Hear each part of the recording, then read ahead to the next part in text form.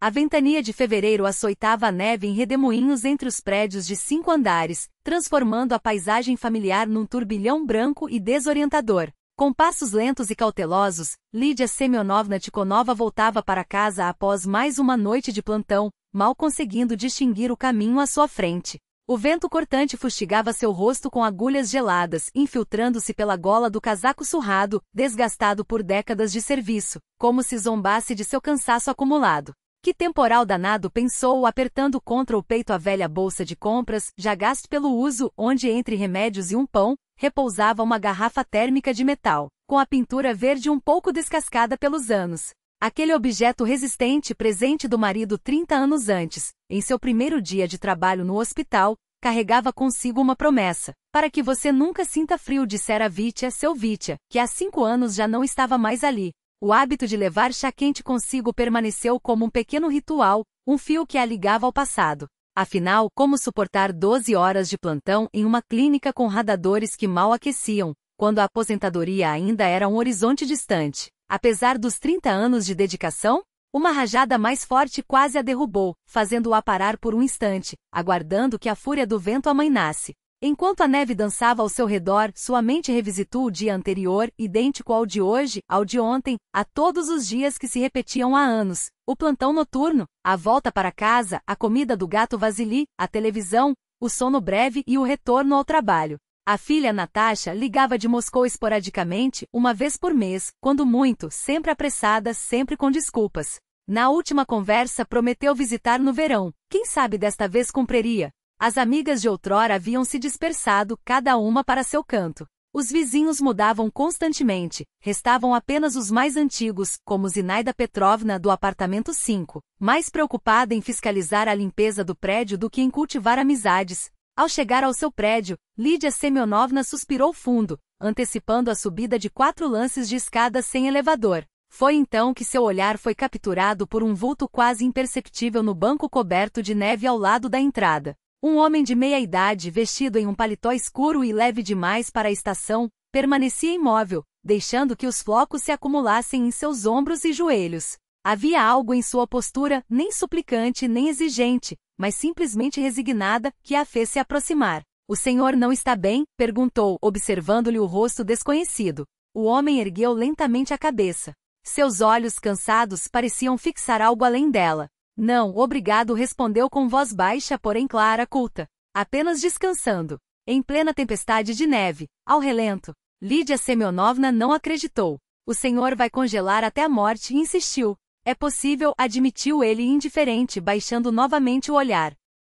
Aquela tranquilidade desoladora, quase inumana, fez algo estalar dentro dela, como o gelo fino que se rompe sob os primeiros passos da primavera. Não era piedade, mas uma compreensão profunda, nascida não da razão, e sim de um lugar mais íntimo. De repente visualizou com nitidez dolorosa como Vitya, caso a morte o tivesse levado antes, poderia estar ali, sentado em algum pátio estranho, enquanto pessoas passavam apressadas, preocupadas apenas em se abrigar do frio. Uma nova rajada de vento açoitou seu rosto, e ela, sem hesitar, tocou o ombro do desconhecido com firmeza. "Venha para dentro", ordenou, usando o mesmo tom intransigente com que orientava as estagiárias na sala de procedimentos. "Lá o senhor se aquece e toma um chá. Tenho uma garrafa térmica comigo." O homem levantou os olhos, e por um instante algo surpresa, dúvida, brilhou em seu olhar. "Por que a senhora faria isso?" questionou. "Não me conhece." "Conheço sim", respondeu ela, surpreendendo a si mesma. "O senhor é uma pessoa que precisa de ajuda. Isso basta." Havia tanta convicção em sua voz que o homem se levantou lentamente, sacudindo a neve do paletó com um gesto meticuloso, revelando o hábito de quem sempre valorizou a ordem. "A senhora está se arriscando", murmurou. "Nunca vivi em tempos seguros", retrucou Lídia Semyonovna com um sorriso irônico. "Vamos. 4º andar, sem elevador." Ele a seguiu, mancando levemente da perna direita, mas recusando qualquer apoio com um gesto discreto. No corredor do prédio, apenas o zumbido das tubulações de aquecimento quebrava o silêncio. Ao chegarem ao 4º andar, ela tirou as chaves do bolso, um molho com um chaveiro em forma de ursinho, lembrança dos tempos de escola de Natasha, e abriu a porta revestida de couro sintético marrom. Um aroma quente e acolhedor os recebeu. Compota fervida pela manhã pelo de gato, algo indefinível que só existe em lares antigos, onde cada objeto guarda uma história. Entre, por favor, convidou, cedendo passagem. Tire os sapatos, o cabideiro fica à direita. Já lhe trago chinelos. O homem removeu o paletó coberto de neve com cuidado, revelando um terno gasto, porém impecável. Seus movimentos eram precisos, calculados, o tipo de pessoa acostumada a uma rotina organizada. Do corredor, seus olhos percorreram a sala, os móveis antigos, o aparador com cristais, o tapete na parede, tudo aquilo que compunha o cotidiano de sua geração. Meu nome é Mikhail Borisovich, apresentou-se finalmente, aceitando os chinelos que ela lhe ofereceu, velhos porém limpos, claramente masculinos. Lídia Semyonovna, respondeu ela, embora ele não tivesse perguntado. Venha para a cozinha, já vou esquentar o chá. Quer usar o banheiro? Se não for incômodo, disse ele, com um tom que denunciava o desconforto de quem há muito não pedia favores. Claro que não. A toalha está limpa no gancho. Enquanto o visitante se refrescava, Lídia Semyonovna preparou a mesa com agilidade. A garrafa térmica com chá, os restos da omelete do café da manhã, pão, manteiga, um pote de geleia de cereja do ano passado, presente de uma vizinha.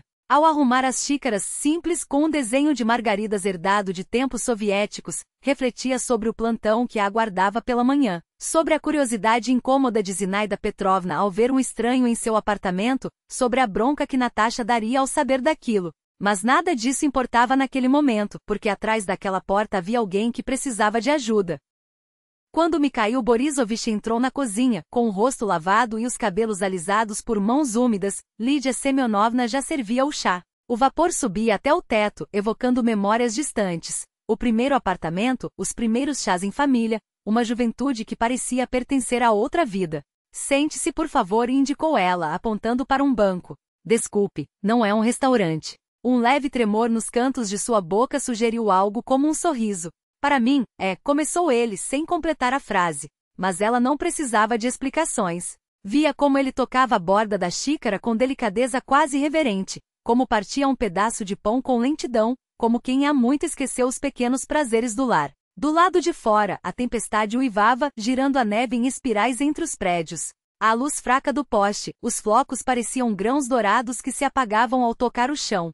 Dentro da cozinha, porém, reinavam o calor e o silêncio, interrompido apenas pelo tic-tac do relógio de parede. Lídia Semyonovna observava aquele homem desconhecido beber de sua xícara e compreendeu que aquela noite de fevereiro havia introduzido uma fratura em sua existência, monótona e previsível nos últimos 5 anos. A ideia a deixava ao mesmo tempo inquieta e serena. A manhã seguinte amanheceu límpida e gélida, com o fevereiro exibindo sua força. A tempestade havia se acalmado durante a noite, deixando para trás montes de neve acima dos joelhos e um silêncio cristalino. Lídia Semyonovna acordou com o despertador, mas sua mente ainda ecoava aos eventos da véspera. O hábito de acordar cedo, cultivado em anos de plantões noturnos, nunca a traíra. Com movimentos cautelosos para não fazer barulho, Lídia Semyonovna dirigiu-se à cozinha. No pequeno cômodo, uma cama de armar abrigava Mikhail Borisovich, cujo rosto, relaxado pelo sono, perderá a rugosidade que o tensionamento entre as sobrancelhas lhe conferia quando acordado.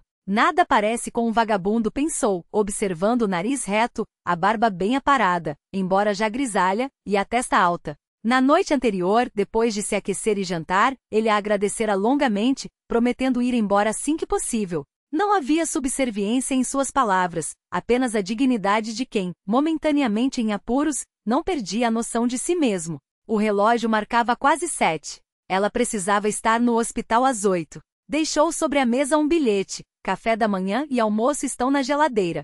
Chá no armário acima do fogão. Volto às 17 horas. A chave está na cômoda do corredor. Tranque-se decidir sair. Depois de uma pausa, acrescentou. Obrigada pela ajuda com a torneira ontem. Não era mera cortesia. À noite, Mikhail Borisovich consertara o vazamento na pia com alguns gestos precisos, recusando o martelo que ela oferecerá e usando apenas uma canivete suíça de bolso. Ao chegar em casa mais tarde, Lídia encontrou a cozinha arrumada, um cheiro de borscht no ar e a chaleira esquecida no fogão, ainda morna. Ele a recebeu no corredor como se fosse o dono da casa, tomou seu casaco, ofereceu chinelos. Você ainda está aqui? A pergunta, ou seria uma constatação? Saiu antes que pudesse refletir. Mikhail Borisovich hesitou, os dedos brincando com a barra da camisa desgastada. Quis agradecer antes de ir e, se me permitir, tenho um pedido. Ela ergueu as sobrancelhas em sinal de interrogação. Poderia ficar mais alguns dias? Sei consertar aparelhos, cozinhar, limpar. Assim que esquentar, vou embora. Não havia súplica em sua voz, apenas uma pragmática seriedade, como se aquelas palavras lhe custassem um esforço invisível. Lídia o observou em silêncio, tentando decifrar o que se escondia por trás daqueles olhos cansados. Em outras circunstâncias, com outro homem, teria recusado na hora. Mas havia algo ali, não era imploração, e sim uma espécie de orgulho contido, como se pedir ajuda fosse uma concessão difícil. Está bem, respondeu finalmente. Mas só até o fim do mês. Depois veremos. Os dias seguintes passaram numa velocidade surpreendente. Mikhail Borisovich revelou-se um hóspede inesperadamente útil. Além da torneira, ajustou a televisão que chiava, fez o velho aspirador de pó funcionar como novo e até consertou o relógio de parede, parado havia 3 anos no mesmo horário. Lídia estranhou, a princípio, voltar para casa e encontrar jantar pronto, a mesa posta, uma conversa tranquila à sua espera. Não eram tagarelices vazias, mas diálogos ponderados sobre os mais variados assuntos. Ele citava Pushkin de memória, discutia descobertas científicas recentes e pedia sua opinião sobre os rumos da medicina. Certa vez, ao entrar sem bater na sala, flagrou-o lendo uma edição amarelada da revista técnica Molodioshi, herdada do falecido marido. Gosta do assunto? Perguntou, observando o cuidado com que ele virava as páginas. Por um instante, seu rosto iluminou-se com um sorriso que o rejuvenesceu. Sua coleção é excelente. Este número com o artigo sobre física quântica é uma raridade. Eles trocavam cartas com o próprio Landau. Falava com propriedade, com o entusiasmo de quem dominava o tema. Lídia ouvia sem interromper, refletindo que seu hóspede improvisado cada vez menos se assemelhava a um homem sem teto e mais a alguém que perderá não apenas um abrigo, mas algo muito mais essencial. Até que veio o episódio do esfigmomanômetro digital. O aparelho começou a falhar, exibindo números absurdos. Lídia lamentava, o novo saía caro, e ela já estava acostumada àquele. Deixe-me ver, pediu Mikhail Borisovich, pegando o dispositivo com a confiança de quem passará a vida consertando equipamentos médicos. Parece desregulagem no bloco manométrico ou oxidação nos contatos da placa de alimentação. Vamos dar uma olhada. Desmontou o aparelho com uma destreza surpreendente, limpou algo com um palito afiado, remontou-o, e o esfigmomanômetro voltou a funcionar como novo. Onde aprendeu tudo isso? Não resistiu Lídia. A vida ensina, respondeu ele, evasivo, mas um lampejo de sombra cruzou seu olhar, como se ela tivesse tocado uma ferida antiga. No 10º dia, porém, algo ocorreu que abalaria de vez a quietude de Lídia Semyonovna. Ela lavava a louça do café da manhã quando a campainha soou. Na porta, Zinaída Petrovna, a ex-diretora adjunta da escola, terror do prédio e guardiã autoeleita das normas de convivência, anunciava seu drama antes mesmo de ser convidada a entrar. Lidoca, minha querida, estou em apuros. A geladeira parou de gelar. Todos os mantimentos vão estragar. Será que seu Victor, que Deus o tenha, deixou alguma ferramenta? Os técnicos só vêm daqui a uma semana. Antes que Lídia pudesse responder, Mikhail Borisovich surgiu do fundo do apartamento. Bom dia, cumprimentou com educada formalidade. Posso dar uma olhada em sua geladeira. Às vezes é algo simples. Zinaída Petrovna interrompeu-se no meio da frase, examinando o desconhecido com um olhar calculista antes de virar-se para Lídia, as sobrancelhas arqueadas em pergunta silenciosa. Um amigo, gaguejou Lídia, sentindo o rosto queimar como o de uma aluna flagrada em falta. O Mikhail Borisovich. Ele entende de eletrodomésticos. Zinaída Petrovna estreitou os olhos, desconfiada. Bem, se não for incômodo. Na cozinha da vizinha, um espaço decorado com pretensões de sofisticação urbana, entre lustres de cristal, louça trancada atrás de vidros e quadros em molduras douradas, o Minsk 16 resmungava claramente defeituoso. Mikhail Borisovich o inspecionou como um médico auscultando um paciente, afastou-o da parede, examinou a parte traseira, escutou o ruído do motor. O compressor está superaquecendo, diagnosticou com segurança. Provavelmente o condensador está entupido. Veja, Zinaída Petrovna, a geladeira funciona como uma bomba de calor. O compressor comprime o gás refrigerante, que esquenta e passa pelo condensador, onde libera o calor. Depois, ao se expandir no evaporador, ele absorve o calor de dentro do aparelho.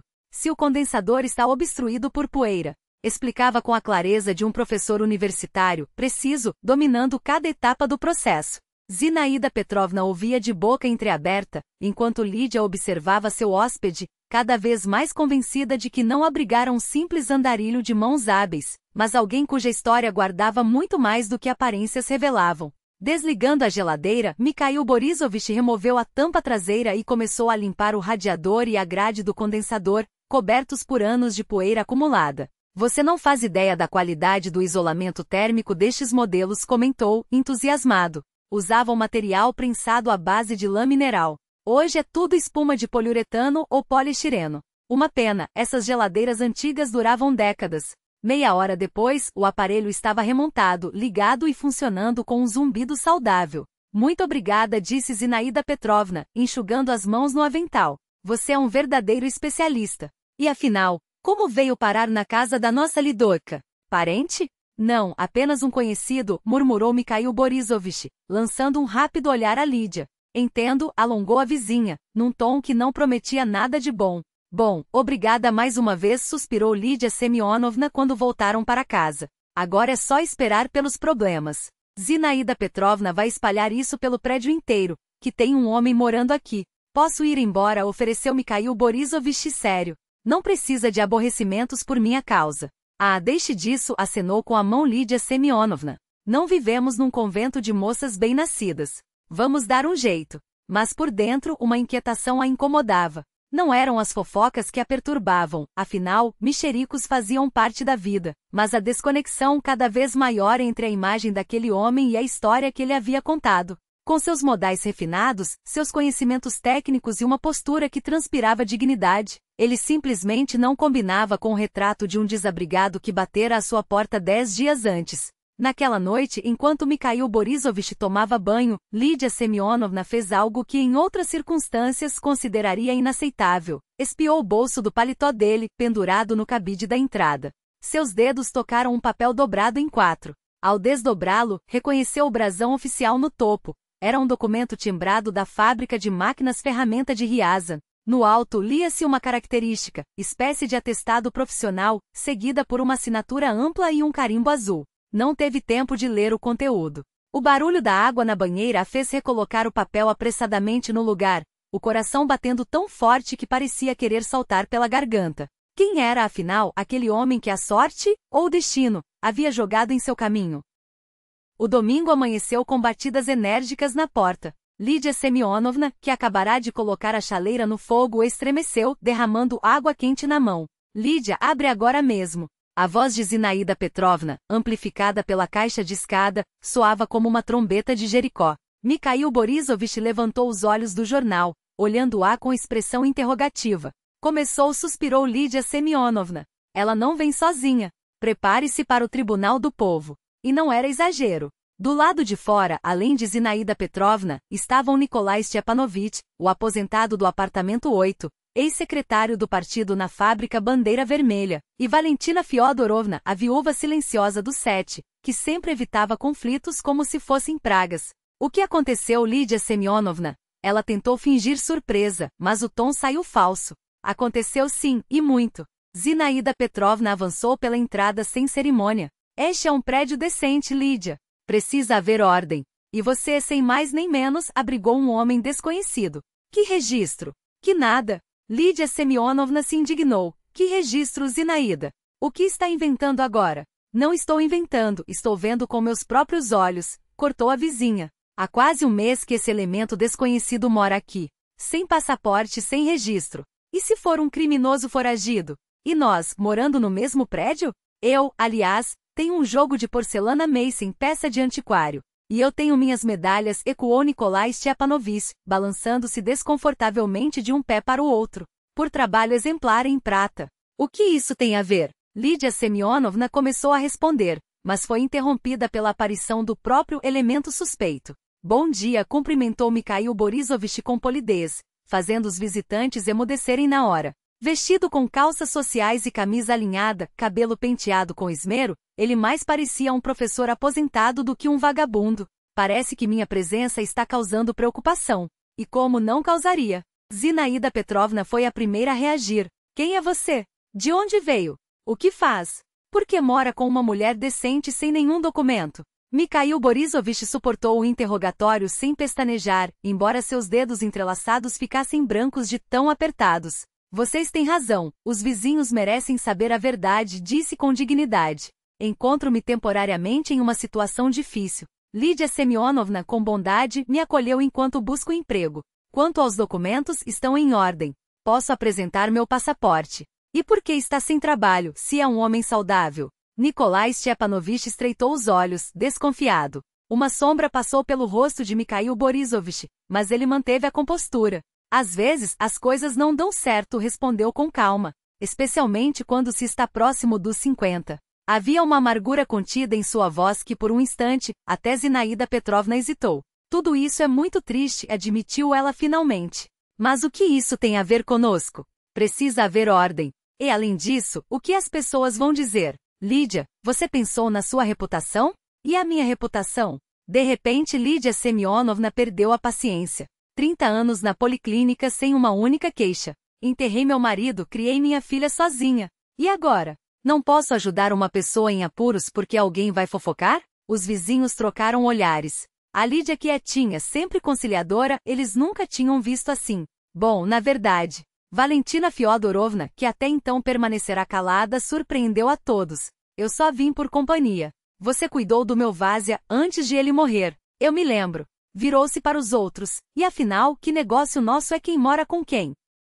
Exatamente. Lídia Semyonovna aproveitou o apoio inesperado. Se tem queixas concretas contra Mikhail Borisovich, estão à vontade. Mas se é só para mexericar, desculpem, meu bule está fervendo. Nikolai Stepanovich foi o primeiro a recuar, tossindo constrangido e alegando pressão alta. Valentina Fyodorovna seguiu. Zinaida Petrovna demorou-se na porta. Olhe, Lídia disse, agora em tom mais baixo, sem a agressividade de antes, não se conhece uma pessoa de verdade. Pode acontecer de tudo. Pode acontecer, concordou Lídia Semyonovna. Só que agora, depois de uma vida inteira, entendi uma coisa. Lar é o lugar onde não te viram as costas. Zinaida Petrovna franziu os lábios, mas não acrescentou mais nada. Lídia Semyonovna, passe no meu gabinete depois da reunião de planejamento, lançou Ludmila Ivanovna, a diretora da policlínica, ao passar pelo corredor dos procedimentos. Havia algo em seu tom que fez o coração de Lídia dar um salto. Em 30 anos de serviço, ela aprendeu a distinguir quando a chefia queria apenas conversar, e quando estava prestes a dar uma bronca. Não era uma simples conversa sem motivo. Os rumores sobre a situação haviam chegado aos ouvidos do diretor-geral. Vocês sabem como estão os tempos. Otimização, cortes, redução de custos, explicou Ludmila Ivanovna, baixando a voz como se compartilhasse um segredo inconveniente. Procuram qualquer pretexto para se livrar de alguém. E agora surge essa oportunidade. Eu estou do seu lado, Lídia Semyonovna, mas se abrir uma investigação administrativa. Um calafrio percorreu a espinha de Lídia. Ela amava seu trabalho. Onde, na sua idade, conseguiria outro emprego se fosse demitida? Vou conversar com ele, murmurou, mais para si mesma do que para a diretora. Ele vai entender sozinho. Ludmila Ivanovna voltou a colocar os óculos, recuperando o tom oficial. Dou uma semana para resolver a situação. Caso contrário, terei que iniciar o processo disciplinar. A frase soou como uma sentença. Quando Lídia chegou em casa, Mikhail Borisovich já a esperava. Sobre a mesa, uma panela de batatas com cogumelos, seu prato favorito, exalava um cheiro reconfortante. Algo aconteceu? Perguntou ele ao vê-la, captando em seu rosto uma sombra que não estava ali pela manhã. Em vez de responder, ela colocou sobre a mesa o documento que encontrara em seu bolso, um papel timbrado da fábrica com carimbos oficiais. Preciso que me conte quem você é de verdade. O rosto de Mikhail empalideceu. Ele afundou na cadeira, os olhos fixos em um ponto vago, como se buscasse forças para começar. Quando finalmente falou, sua voz saía pesada, arrastada, como se cada palavra custasse um esforço sobre-humano. Trabalhei como engenheiro-chefe em uma fábrica de máquinas-ferramenta, confessou. Era uma empresa promissora com contratos militares, futuro garantido. Mas então veio a falência. O novo diretor propôs um esquema: falsificar a quebra do negócio, desviar os ativos, demitir os funcionários. Recusei-me a participar. Denunciei a promotoria ao ministério. Sua voz tremeu. Só que no fim, descobri que havia escrito para as pessoas erradas. Ou no momento errado. O diretor permaneceu no cargo. Ele, por outro lado, foi demitido com uma mancha no currículo que o acompanharia para sempre. Lídia Semyonovna não precisou perguntar o que veio depois. A história se repetia como um script conhecido. Primeiro outro emprego menos qualificado, depois bicos mal pagos, até que não sobrou nada. O apartamento era funcional, tiveram que desocupá-lo. Alugou um quarto, até o dinheiro acabar. Na noite em que me encontrou, era a terceira vez que dormia na estação de trem. Ele se calou virando o rosto. Lídia viu seus ombros tremerem quase imperceptivelmente. Naquele instante soube que ele falava a verdade. Talvez não toda, mas o suficiente. E soube também com uma certeza que a surpreendeu, que não seria capaz de expulsá-lo, não importava o que viesse pela frente. E sua família? Perguntou baixinho. A risada amarga que escapou de seus lábios foi resposta suficiente. Minha mulher foi embora antes de tudo isso. Levou nossa filha. Não gostava de viver com o salário de um engenheiro-chefe, imagine então com menos. Agora a ex-mulher tinha um novo marido, um homem de negócios. Minha filha o chama de papai. Lídia observava aquele homem de meia-idade, quebrado pelas circunstâncias, mas não pela própria consciência. Era raro encontrar alguém que preferisse perder tudo a negociar com a própria ética. Ele não contara tudo, ela sentia isso, mas era o bastante para entender o essencial. Hoje me chamaram no gabinete da diretora, disse finalmente. Exigiram que você saia, ou haverá uma investigação e possível demissão. Eu vou embora, reagiu Mikhail Borisovich, levantando-se de repente. Agora mesmo. Você já fez demais por mim. Não. A própria Lídia se surpreendeu com a firmeza de sua voz. Não agora. Temos uma semana. Vamos pensar em algo. Não há o que pensar, insistiu ele, balançando a cabeça. Não posso ser o motivo de seus problemas. O fato de você ter me devolvido a fé nas pessoas já é mais do que mereço. E assim conversaram até altas horas, falando da fábrica, das pessoas, dos tempos difíceis. Pela primeira vez em meses, Lídia sentia que falava com alguém que realmente a compreendia. Às 2 da manhã, foram dormir. Ela ficou acordada por muito tempo, tentando imaginar como proteger aquele homem orgulhoso e destruído, que não tinha a quem pedir ajuda. Pouco antes do amanhecer, um leve estalo da fechadura a acordou. Vestiu o ralo depressa e correu para a entrada. Vazia. Sobre a cômoda, uma nota escrita com a caligrafia precisa e inclinada de um engenheiro. Peço desculpas por ir embora sem me despedir. Não posso permitir que minha presença prejudique seu trabalho e sua reputação. Obrigado por tudo. Estes dias foram os mais claros que tive em anos. MB. Lídia afundou no banco da cozinha, apertando o papel entre os dedos. Do lado de fora, a madrugada febril de fevereiro começava a clarear, e em algum lugar daquele frio cortante, um homem que se tornará necessário em poucas semanas se afastava sem deixar rastros. Ela releu a carta pela 10ª vez como se as linhas pudessem revelar um código oculto, uma pista sobre seu paradeiro. Mas a escrita, nítida como um traço de régua, só repetia o óbvio: gratidão e adeus. O frio da manhã havia se instalado nos ossos de Lídia, mas não era nada comparado ao gelo que lhe apertava o peito desde que Mikhail Borisovich Zovovichoribo desaparecera. Eu entendo tudo, respondeu ela, seca, enquanto os dedos apertavam a borda da mesa. Posso ir? A busca já durava 5 dias, 5 dias de ruas esburacadas, abrigos fétidos e olhares indiferentes. Naquela noite, ao voltar para casa sem nenhuma pista, ela se deixou cair no banco da cozinha e chorou pela primeira vez em anos. Não foram soluços altos nem lágrimas dramáticas. Foi um pranto surdo, contido, como se uma represa rompe-se por dentro, silenciosa e devastadora. E foi exatamente nesse momento, quando o desespero já lhe roubava o fôlego, que o telefone tocou. Alô? Sua voz falhou, rouca de tanto engolir o choro. É a residência dos Tikhonov? Uma voz masculina desconhecida ecoou do outro lado da linha. Meu nome é Nikolai Alexeyevich Petrov. Zenaida Petrovna, sua vizinha do prédio, me passou seu número. Procuro Mikhail Borisovich Zovovichoribo Vorontsov. É urgente. Lídia congelou, os dedos brancos de tão apertados ao redor do fone. Mikhail Borisovich Zovovichoribo. Pela primeira vez, ouviu o nome completo daquele homem que em poucas semanas havia se tornado uma presença tão familiar quanto as rachaduras nas paredes de seu apartamento. Ele não está aqui, respondeu, cautelosa. E quem é o senhor? Um ex-colega de trabalho, veio a resposta, carregada de uma decepção palpável. Trabalhamos juntos na fábrica. Me disseram que ele esteve hospedado com a senhora por um tempo. Esteve, confirmou Lídia, sentindo o coração bater mais rápido. Mas desapareceu há uma semana. Desde então eu o procuro. O senhor também? O silêncio do outro lado da linha foi longo o suficiente para que ela imaginasse o homem franzindo a testa surpreso. Desculpe, mas, por quê? Perguntou ele finalmente.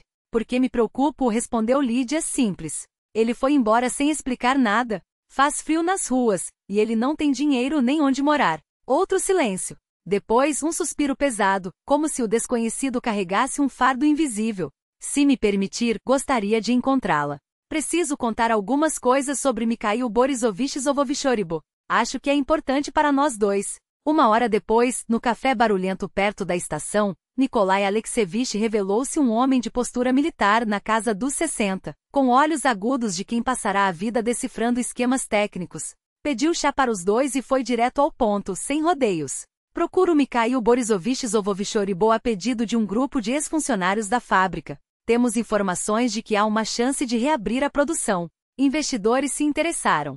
Falava devagar, metodicamente, como se cada palavra fosse uma peça de um mecanismo preciso. Mas para isso precisamos dos projetos de um novo modelo de máquina que ele desenvolvia antes de tudo aquilo. Antes do quê? Lídia tensionou, sentindo um pressentimento ruim. Petrov mexeu o chá como se organizasse os pensamentos. Trabalhamos juntos por 20 anos, começou por fim. Mikhail Borisovich Zovovichoribo chegou à fábrica depois da pós-graduação, um jovem promissor, candidato a doutorado. Poderia ter seguido na academia, mas queria trabalho prático. Em 10 anos, tornou-se engenheiro-chefe. Sob sua gestão, a fábrica ganhou 2 ordens de mérito e o mais importante, contratos de defesa. Estabilidade. Tomou um gole, fez uma careta. O chá ainda estava escaldante. Então vieram os novos tempos. Sua voz endureceu. Privatização, reestruturação. O novo diretor via a fábrica apenas como fonte de lucro fácil. Vendia máquinas por preço de sucata, repassava encomendas para concorrentes em troca de propina. E Mikhail Borisovich Zovovichoribo se opôs. Ele se opôs, repetiu Lídia, lembrando-se daquela noite na cozinha, quando ele falara tão pouco, mas com uma amargura que agora fazia sentido. Não foi só oposição, corrigiu Petrov, e havia orgulho em seu tom. Recusou-se a assinar a baixa de equipamentos. Enviou denúncias à promotoria, documentos ao ministério. Até que o demitiram. Lídia recordou-se da história truncada que Mikhail lhe contará. Se ao menos tivessem só demitido. Petrov riu sem alegria. O acusaram de tentativa de furto. Fabricaram provas, subornaram testemunhas. Não chegou a julgamento, não havia crime, mas destruíram sua reputação. Na nossa área, sabe como é? Tudo se baseia em confiança. Ninguém contrata um homem com essa mancha. Tirou do bolso interno do paletó uma fotografia amarelada, um grupo de homens internos sóbrios com medalhas no peito. No centro, Mikhail Borisovich Zovovichoribo, mais jovem, os olhos brilhantes, seguro de si. Recebendo uma condecoração por um contrato de defesa. Na época, ele já era candidato ao prêmio estadual. Lídia olhou para a imagem, e algo dentro dela se partiu. Aquele homem que dormira em sua casa, consertar o fogareiro e tapar o vazamento da torneira não era apenas um engenheiro desempregado. Era um cientista de princípios que lutara contra o sistema e perderá tudo. E a família? Perguntou, já sabendo a resposta. A esposa o deixou antes de tudo isso. Foi embora com a filha para um empresário. Petrov assentiu. Ele ainda se mantinha de pé, até ser expulsado da fábrica. Depois, a Dasha pegou fogo em circunstâncias estranhas. Vendeu o apartamento para pagar advogados. Acabou na ruína. Lídia fitou a fotografia, e pela primeira vez entendeu a profundidade daqueles silêncios, daquela economia de palavras.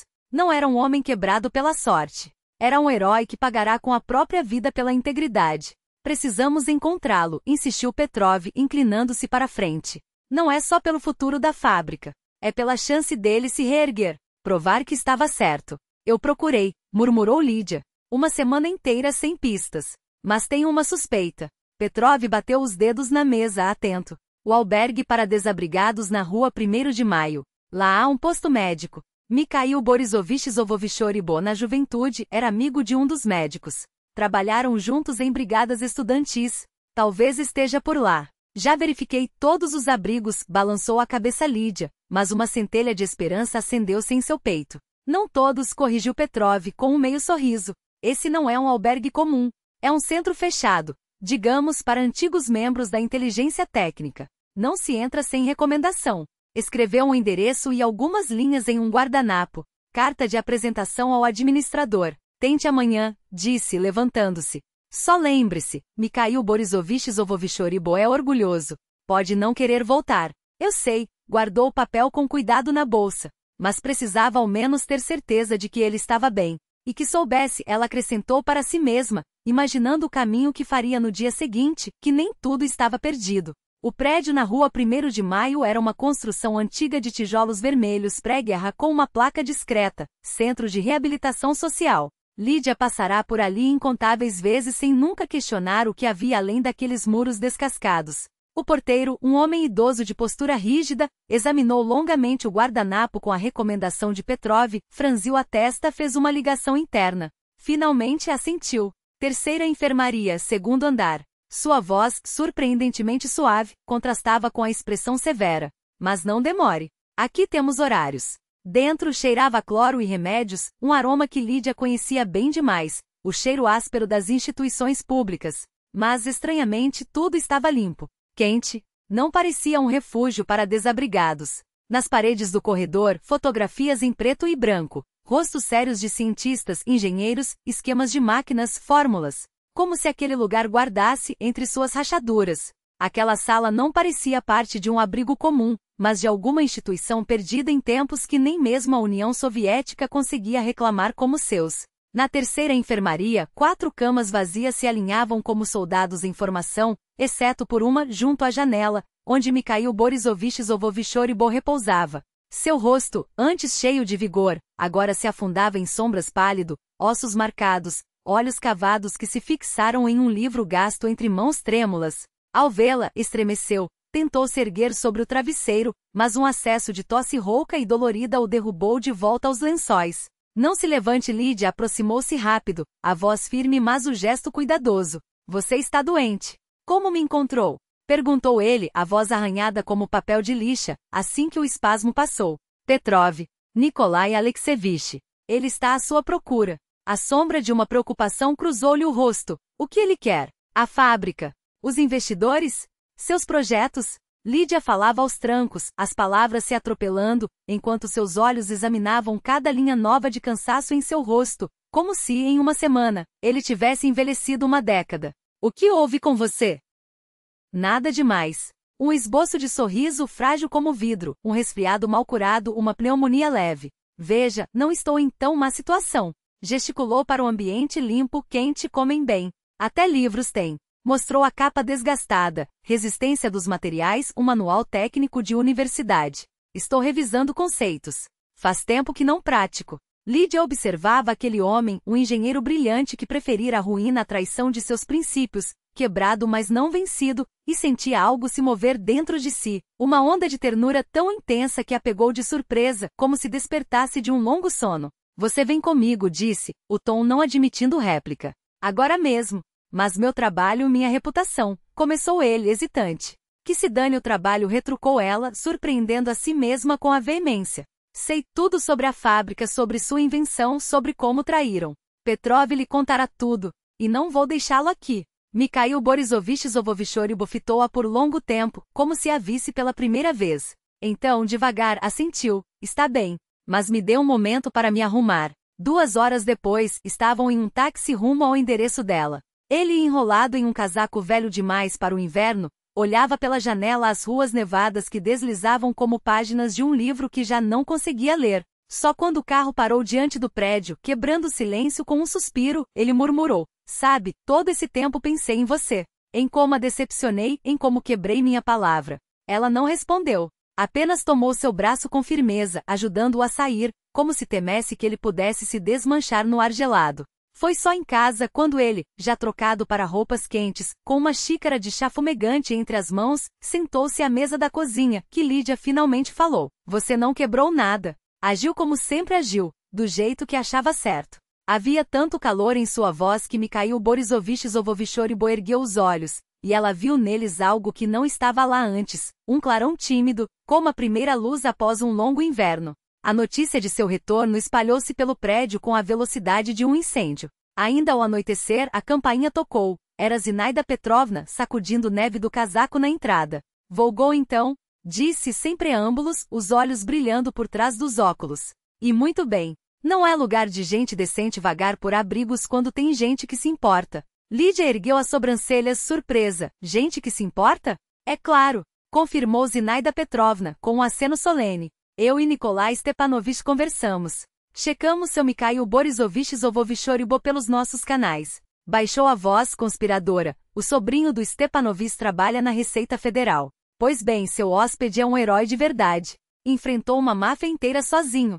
Fez uma pausa dramática. Na época soviética teriam lhe dado uma medalha e um cargo melhor. Hoje em dia, gente assim se conta nos dedos. Antes que Lídia pudesse reagir, o próprio Mikhail Borisovich apareceu na porta, ajustando um suéter puído nos ombros. Boa noite, Zinaida Petrovna cumprimentou, com um respeito que parecia genuíno. Agradeço por ter ajudado Nikolai Alexeyevich a me localizar. Significa muito para mim. Ah, bobagem, jovem, a mulher corou, inesperadamente constrangida. É a coisa certa a fazer. E olhe só, tenho uma ideia. Nos dias seguintes, o telefone de Lídia não parou de tocar. Vizinhos, conhecidos de conhecidos, amigos de amigos dos vizinhos, de algum modo. A história de Mikhail Borisovich havia se tornado domínio público no bairro. Talvez por obra de Zinaida Petrovna, que como uma general em campanha, parecia ter mobilizado meio distrito.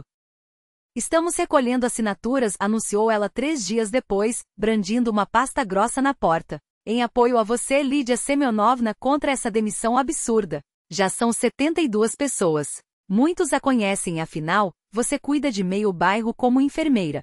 E vamos mandar uma delegação até Ludmila Ivanovna. Que ela saiba que o povo não aceita arbitrariedades. Mas eu não fui demitida, protestou Lídia confusa. Ainda não, corrigiu Zinaida Petrovna, erguendo um dedo admoestador. Mas ouvi dizer que há uma investigação em andamento. Melhor prevenir. E baixando a voz. Além disso, agora sabemos quem é seu hóspede. Um intelectual russo de verdade que não vendeu sua consciência. Esses são raros hoje em dia. Do cômodo ao lado, Mikhail Borisovich, que ouvia tudo, apenas balançava a cabeça sorrindo. Aqueles dias o haviam fortalecido. A tosse quase desaparecera, a postura voltará a ser ereta, e nos gestos havia recuperado uma dignidade que o abandono não conseguirá apagar. No 4º dia, o telefone tocou novamente. Era Petrov. A voz do ex-colega tremia de uma emoção mal disfarçada. Os investidores concordaram. Querem oferecer a você o cargo de consultor-chefe para a retomada da produção. Salário justo, benefícios completos. E o mais importante, seus projetos serão colocados em prática. A nova máquina será a base para o renascimento da fábrica. Lídia, que ouvia sem querer, viu o rosto de Mikhail Borisovich passar da desconfiança a uma esperança cautelosa, até se transformar em uma alegria quieta, como o sol após a tempestade. Preciso pensar, Nikolai Alexeyevich, respondeu ele, mas a decisão já ecoava em sua voz. Ligo para você amanhã. No dia seguinte, outra notícia. Ludmila Ivanovna, a diretora, ligou com uma irritação mal dissimulada. Não sei que contatos você tem, Lídia Semyonovna resmungou, mas a inspeção foi cancelada. Recebemos uma ligação direta do Ministério da Saúde. Hesitou, então acrescentou relutante. E se seu hóspede é mesmo aquele engenheiro Vorontsov de que falam no jornal local? Diga a ele que sempre admirei pessoas de princípio. Lídia desligou, incrédula, e virou-se para Mikhail Borisovich, que a observava com curiosidade. O que foi isso? Perguntou ela. Acho que obra de Zinaida Petrovna, riu ele. Ela foi diretora adjunta de uma escola. Tem contatos em todo lugar. Estavam na cozinha, tomavam chá das mesmas xícaras de faiança com pintinhas azuis. Do lado de fora, a neve caía diferente agora, não mais o fevereiro cruel, mas o março suave, um presságio de primavera. E agora? Perguntou Lídia finalmente. O que acontece daqui em diante? Mikhail Borisovich pousou a xícara e olhou-a nos olhos. Liguei para Petrov. Aceitei a oferta. Amanhã vou à fábrica ver o que sobrou, por onde começar. Ela sorriu, mas algo dentro dela estremeceu. Então, você vai embora? Só por enquanto? Ele demorou a responder. A fábrica fica nos arredores. Há um alojamento para técnicos. Nos primeiros meses ficarei por lá. Suspirou. O trabalho será intenso. Reconstruir projetos, treinar equipes, do amanhecer ao anoitecer. Fez uma pausa como se organizasse os pensamentos. Então, baixando a voz, Lídia Semyonovna. Nesses semanas, ela se tornará para ele algo único. Você me devolveu a fé nas pessoas. Me fez acreditar que nem tudo se mede por dinheiro ou conveniência. Não sei como agradecer. Não precisa, ela abanou a cabeça. Apenas fiz o que qualquer pessoa deveria fazer. Não. A negativa foi firme. Não qualquer pessoa. Você é rara. Hesitou novamente procurando as palavras. E eu, gostaria de pedir um tempo. Preciso me reerguer, sentir que estou de pé outra vez. Quando me sentir útil novamente necessário. E então, se você permitir, gostaria de voltar. Não como hóspede. E como? Ele não terminou a frase, mas o olhar disse mais do que qualquer palavra. Lídia Semyonovna observava aquele homem não mais jovem, marcado pela vida, cujos olhos agora ardiam com uma chama de esperança e dignidade recuperadas. E compreendeu que naquele tempo compartilhado, também havia encontrado algo precioso, a coragem de abrir o coração quando tudo parecia perdido. Volte quando estiver pronto, respondeu simplesmente. Estarei esperando. Do lado de fora a neve derretia, anunciando uma primavera precoce. O setembro daquele ano se revelou excepcionalmente quente e ensolarado. As maçãs nos pomares inchavam de suco, as ásteres explodiam em todas as tonalidades do outono, e pelas manhãs, o ar trazia aquela transparência especial que só existe no início da estação. Lídia Semyonovna voltava do trabalho, dobrando como de costume em direção ao pequeno parque, onde Mikhail Borisovich Zovovichoribó já a aguardava sentado em um banco, vestido em seu terno sóbrio, com a pasta de couro sobre os joelhos. Aqueles encontros haviam se tornado um ritual nos últimos meses. Ele terminava o expediente na fábrica, ela na policlínica, e juntos seguiam para casa. Como foi o dia? Perguntou ele, levantando-se para beijá-la na face. Como sempre, sorriu ela. Vacinas, procedimentos. E você? Hoje colocaram em funcionamento o primeiro torno baseado nos seus projetos. Havia um orgulho mal disfarçado em sua voz. Funciona como um relógio. Os investidores estão satisfeitos.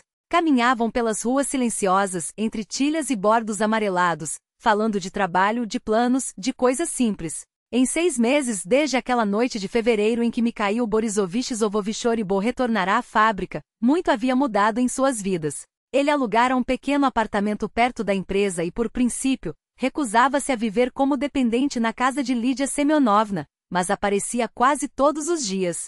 Jantavam juntos, assistiam a filmes antigos, conversavam sobre livros ou simplesmente desfrutavam do silêncio, contentes com a presença um do outro. Sua relação havia se transformado, aprofundado-se, tornando-se uma parceria de iguais. Já não era o resgate de um náufrago, mas a aliança de duas pessoas maduras que haviam encontrado uma na outra apoio e compreensão. Zinaida Petrovna ligou, comentou Lídia Semyonovna ao se aproximarem do prédio. Convida a gente para a reunião do grupo dela amanhã. De novo vai nos colocar como exemplo, brincou Mikhail Borisovich Zovovichoribó com ironia afetuosa. Veja só como a bondade volta. Provavelmente riu ela. Você a conhece. Quando se entusiasma com uma ideia, não tem quem a segure. A história deles havia inspirado Zinaida Petrovna a criar um grupo de ajuda mútua no bairro. A ex-diretora severa, temida por todos no prédio, finalmente encontrara um propósito digno para sua energia inesgotável. O grupo auxiliava idosos solitários, arrecadava roupas para necessitados, organizava chás para veteranos e, acima de tudo, combatia a indiferença que tão facilmente se torna regra nas grandes cidades. E qual é o evento dessa vez? Indagou Mikhail Borisovich Zovovichoribó, abrindo a porta do prédio. Um encontro com adolescentes de um orfanato. Você vai contar sobre sua invenção, disse Lídia Semyonovna, lançando-lhe um olhar malicioso. Orientação profissional, entende? Os jovens precisam de exemplos de cientistas de verdade e não desses, como é que se diz, influencers. Meu Deus, rolou os olhos, mas o tom era divertido. Está bem, contarei. Que ao menos saibam que ainda existem engenheiros na Rússia. Em casa os esperava uma surpresa. Na cozinha, uma jovem mulher, claramente parecida com Lídia Semyonovna, só que 30 anos mais nova, movimentava-se com destreza entre panelas e utensílios. Natasha! Exclamou Lídia Semyonovna, correndo para abraçar a filha. Por que não avisou? Quis fazer uma surpresa, sorriu a moça, enxugando as mãos no pano de prato. E vejo que agora chegam juntos, observou, olhando com curiosidade para Mikhail Borisovich Zovovichoribó, imóvel na porta da cozinha. Natasha, este é Mikhail Borisovich Zovovichoribó, apresentou Lídia Semyonovna, ruborizando-se como uma adolescente. Mikhail, minha filha Natasha. Já ouvi muito falar, cumprimentou Natasha, estendendo a mão. Nos últimos meses, mamãe só fala de você. Mikhail disse isso, Mikhail fez aquilo. É um prazer finalmente conhecer o homem que devolveu a ela o gosto pela vida. Natasha. Protestou Lídia Semyonovna, mas a filha apenas riu. Mamãe, tenho 35 anos. Há tempo sonho que você conhecesse alguém à sua altura. Depois da morte do papai, você se fechou demais. Mikhail Borisovich Zovovichoribo observava a cena com um sorriso. A filha de Lídia Semyonovna era uma mulher vibrante, espontânea, bem diferente das moscovitas afetadas que ele imaginava. Durante o jantar, Natasha o bombardeou com perguntas sobre o trabalho, a fábrica, as perspectivas da indústria. Descobriu-se que ela era economista, trabalhava em uma empresa de investimentos especializada justamente em projetos industriais. Sabe, Mikhail Borisovich Zovovichoribo, disse Natasha séria, quando o assunto chegou à recuperação da fábrica. O que o senhor está fazendo é um verdadeiro feito. Hoje muitos simplesmente desistiram da produção, exportam tudo. Mas o senhor é daqueles que constroem aqui. Não exagere, desconversou ele, constrangido. Só faço o que sei. E faz muito bem, afirmou Natasha. Mamãe escreveu que até saíram notícias sobre o senhor nos jornais. Isso é tudo culpa da Zinaida Petrovna, desdenhou Lídia Semyonovna. Ela armou uma campanha tão grande que até o Ministério da Saúde ligou para o nosso diretor. Conversaram até tarde, e Mikhail Borisovich Zovovichoribo sentiu, pela primeira vez em anos, aquele calor especial que só existe no seio de uma família. Na manhã seguinte, o telefone tocou. Era Petrov. Mikhail Borisovich Zovovichoribo, a voz do ex-colega soava solene. O conselho diretor tomou uma decisão. Oferecemos a você o cargo de consultor-chefe para a retomada da produção, com perspectiva de assumir a direção técnica quando a fábrica atingir plena capacidade. Mikhail Borisovich Zovovichoribo ouviu em silêncio, receoso de acreditar. Mas não é tudo, continuou Petrov. Seu novo modelo de torno passou em todos os testes. A primeira remessa já está em produção. E o mais importante, recebemos uma encomenda do setor de defesa. Como nos velhos tempos. Lídia Semyonovna, ao seu lado, via o rosto de Mikhail Borisovich Zovovichoribo passar da desconfiança ao orgulho, da dúvida à determinação. Quando devo começar? Foi tudo que ele perguntou. Quando quiser. Até hoje, riu Petrov. Ah, e há também a questão da moradia. O cargo inclui um apartamento funcional perto da fábrica. Após a ligação, Mikhail Borisovich Zovovichoribo ficou longo tempo calado, olhando pela janela para o céu outonal, coberto por uma névoa leve. Apartamento funcional, murmurou finalmente. Como um círculo, não acha? Perguntou Lídia Semyonovna baixinho. Voltando ao ponto de partida? Ele virou-se para ela, olhando-a nos olhos. Gostaria que você viesse comigo. Ela esperou, sabendo que havia mais. A fábrica. Hoje, quero que veja no que tudo isso resultou. E embora ele não tenha dito o resto, Lídia Semyonovna entendeu. A fábrica os recebeu com o rumor dos galpões despertando, o cheiro de metal e óleo. Lídia Semyonovna nunca havia estado em um lugar assim, e tudo lhe parecia fascinante. As máquinas imensas, as faíscas da solda, os operários em seus macacões, ocupados. Todos conheciam Mikhail Borisovich Zovovichoribo, do diretor à faxineira. Cumprimentavam-no, paravam para conversar, pediam conselhos. Ele caminhava pelos corredores com a segurança de quem finalmente reencontrara seu lugar. E Lídia Semyonovna o observava, o coração aquecido por aquele homem que se reconstruíra. Aqui será a nova linha de produção, explicava ele, entusiasmado, mostrando-lhe os projetos em sua pasta. E aqui ficará a oficina experimental, continuou, abrindo a porta de um pequeno escritório adjacente.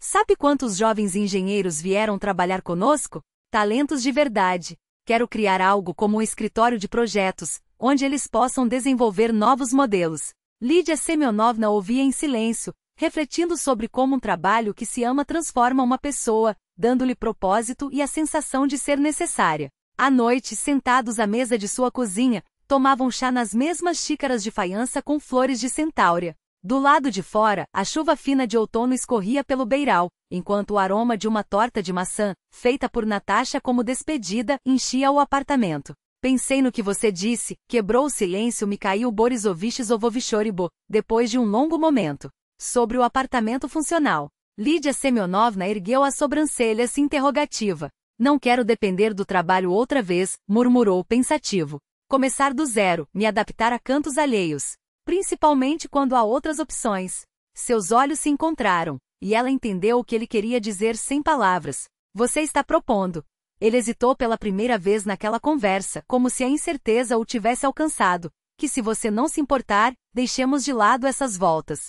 A vida é curta demais para perdê-la com formalidades. Lídia Semyonovna observava aquele homem não mais jovem, mas internamente forte, alguém que em poucos meses havia saído do desespero para renascer. E sentiu o coração aquecer. Não me importo, respondeu simplesmente.